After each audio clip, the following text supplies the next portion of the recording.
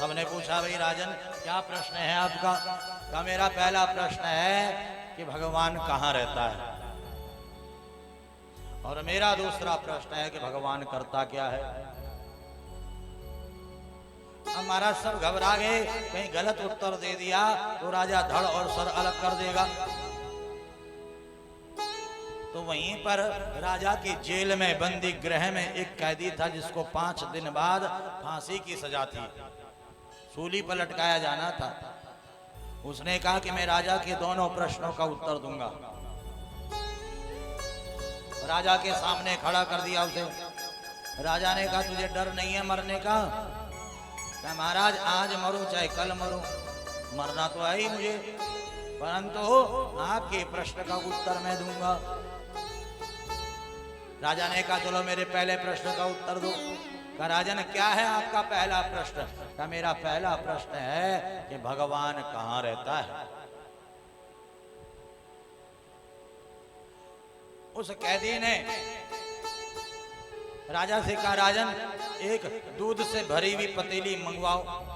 पतीली में दूध भर करके उस कैदी के हाथ में दे दिया। अब वह उसमें ढूंढ रहा है कुछ। आधा घंटा हो गया, 1 घंटा हो गया, 2 घंटा, 4 घंटा, 5 घंटा। राजा कह रहा क्या ढूंढ रहा तू उसमें? महाराज मैं इसमें घी ढूंढ रहा हूं। क्या ढूंढ रहा है? घी ढूंढ रहा हूं। राजा ने कहा अरे मूर्ख, घी तो दूध में ही है, परंतु ऐसे ढूंढने से नहीं निकलेगा, उसको प्रकट करना पड़ता है। दूध को फाड़ करके दही बनाना पड़ेगा, दही को मंथन करके भिगो करके मक्खन बनेगा, और मक्खन को आग में तपाना पड़ेगा, तब जाकर के घी निकलेगा। परंतु वस्तु तो देखा जाए तो दूध से ही तो घी निकलता है, परंतु दूध में अगर ढूंढने लग जाओ घी तो थोड़ी ना मिल जाएगा आपको। उसको तैयार करना पड़ता है, उसको प्रकट करना पड़ता है। उस कैदी ने कहा महाराज आपके पहले प्रश्न का उत्तर आपको समझ नहीं आया।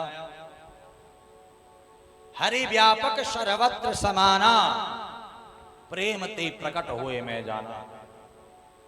आपने कहा भगवान कहाँ है?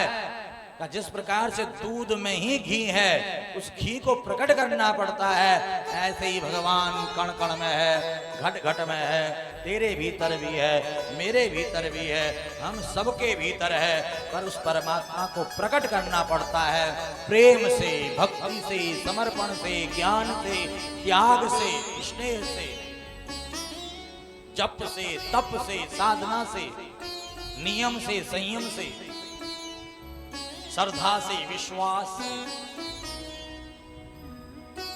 वस्तु तो देखा जाए तो परमात्मा कण कण में है, घट घट में है। राजा बड़ा खुश हुआ, कहा ठीक है मुझे समझ में आ गया कि भगवान कण कण में है। अब मेरे दूसरे प्रश्न का उत्तर दो कि भगवान करता क्या है। उस कैदी ने कहा महाराज जो ज्ञान देता है वो गुरु होता है, और जो ज्ञान लेता है वो शिष्य होता है।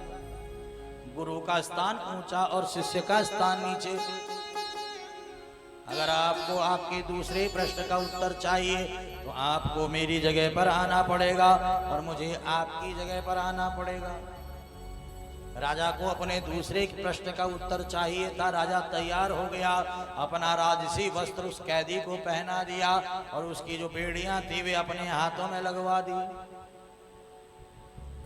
राजा उस कैदी के स्थान पर खड़ा हो गया और कैदी राजा के सिंहासन पर बैठ गया। राजा ने कहा बता भाई मेरे दूसरे प्रश्न का उत्तर भगवान क्या करता है। उस कैदी ने कहा महाराज आपको समझ नहीं आया कि भगवान क्या करता है। मसकई करई विरंच प्रभो अजय मसक्तेहीन। भगवान की कृपा अगर एक मच्छर पर हो जाए तो मच्छर भी इंद्र पद को प्राप्त कर सकता है, और इंद्र के ऊपर से अगर कृपा हट जाए तो इंद्र को भी मच्छर बनना पड़ जाता है। राजन आपने कभी नहीं सोचा होगा कि आप जो है कैदी बन करके बेड़ियों में रहोगे, पर आज आप बेड़ियों में हो। और 5 दिन बाद मुझे सूली पर लटकना था। मैंने कभी जीवन में सोचा ही नहीं कि राजा का सिंहासन मिलेगा, और आज देखो राजा के सिंहासन पर बैठा हूं।